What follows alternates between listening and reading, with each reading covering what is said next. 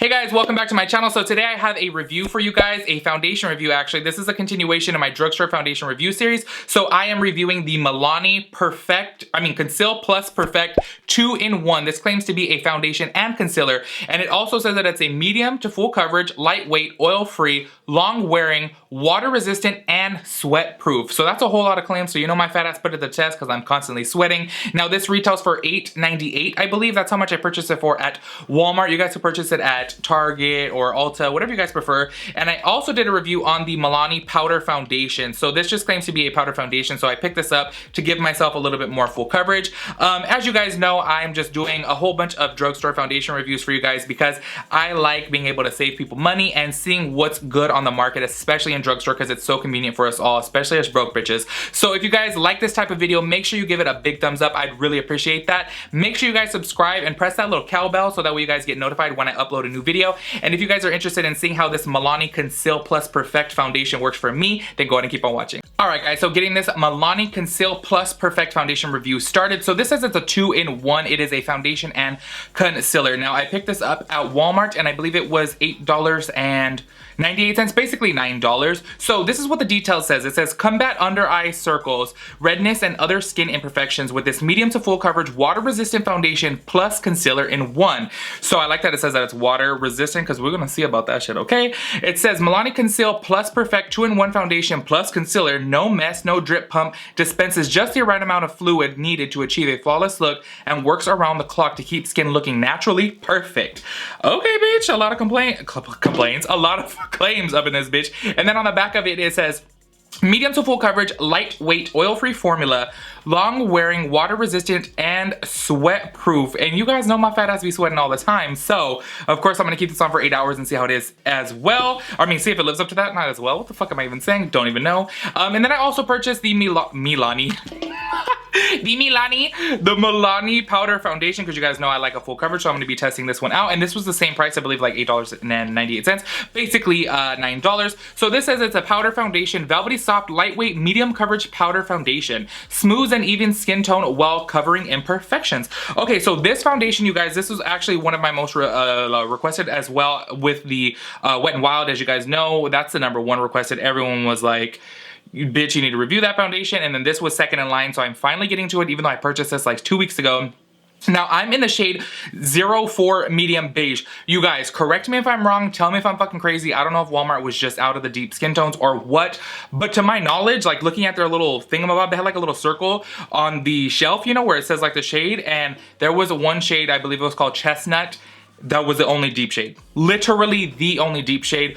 I don't know if it was just my local Walmart. I don't know. But you guys can tell me, let me know if I'm fucking crazy on that. Because I'm like, why is there only like 8 different colors in this foundation? And Milani has been around for a long ass time. And I think this foundation has been out for a while now too. So are they gonna come out with more foundation shades? Because this is just not enough. So yeah, you guys let me know if I'm crazy on that, and then if I am wrong, then completely disregard whatever I just said. I just feel like Milani has been a drugstore brand for years and years and years, and I feel that they could afford to at least have 15 shades, and they need to have some fucking deeper shades too, but that's just my personal opinion. But you guys let me know if I'm wrong, okay? So anyways, let's go ahead and jump into this and get this started. I already primed my face with my Primed and Peachy by Too Faced. You guys already know the routine on that.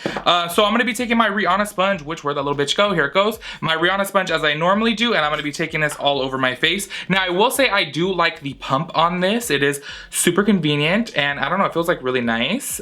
So let's see how the coverage is. So yeah, this is a thick formula as well too, so,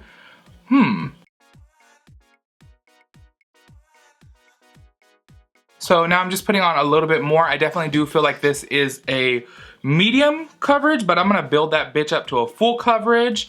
So we'll see if it gets to full like it claims to.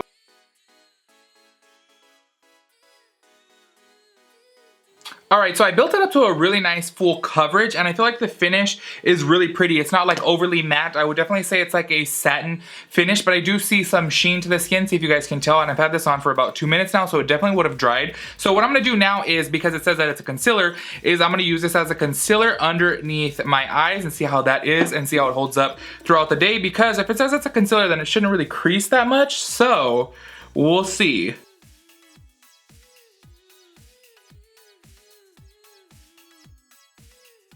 I forgot to mention as well, it smells like foundation, but it does have like a little bit of like a fragrance smell to it, but nothing too bad. But it definitely does have a little hint of a fragrance. Okay, so now I'm gonna take just a little bit of the Laura Mercier translucent powder to set that underneath my eyes. Ooh. Oh, sorry. I'm all blocking you guys, duh. Like a dumbass.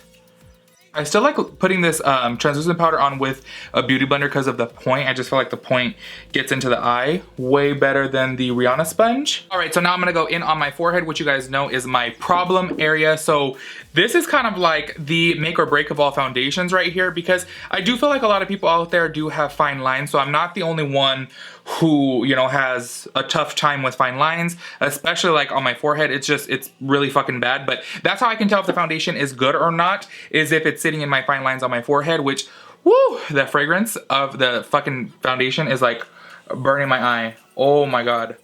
Oh my gosh, woo. Yeah, it's not too fragranted, but it's like for some reason, like you could definitely smell it, but it's not as strong as the Huda Beauty one. But I put the Huda Beauty one by my eye and that didn't burn me. And that shit was the most fragranted foundation I've literally ever used. All right, and then I'm gonna go ahead and take some of the Laura Mercier translucent powder and put that into my fine lines on my forehead. And then I will do the flashback test after I let this sit in for a couple minutes so that way we can see how the flashback is on this.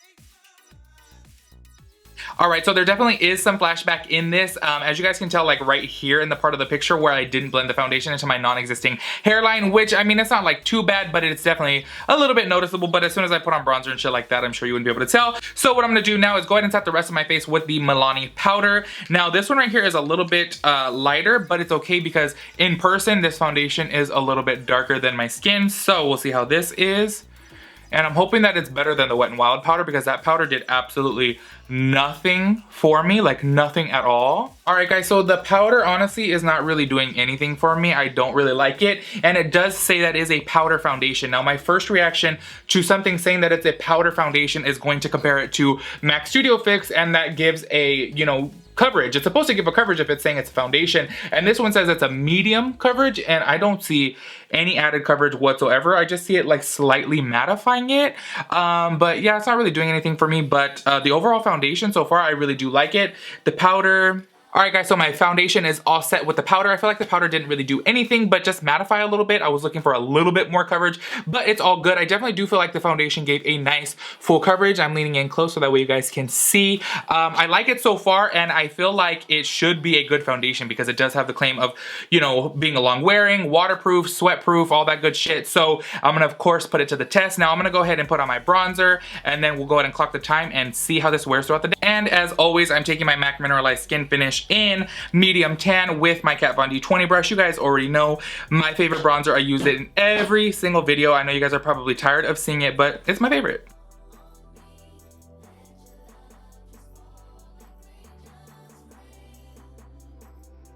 All right, guys, so I got my bronzer all done. It mixed in very good. So far, so good. I really like it. The finish is perfect.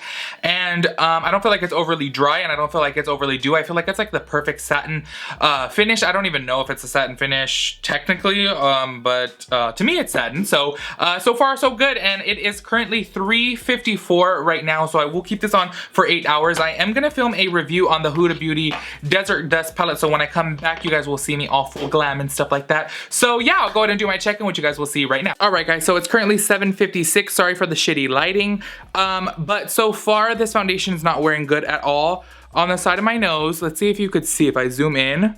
The side of my nose looks bad, and my forehead, let's see if you could tell.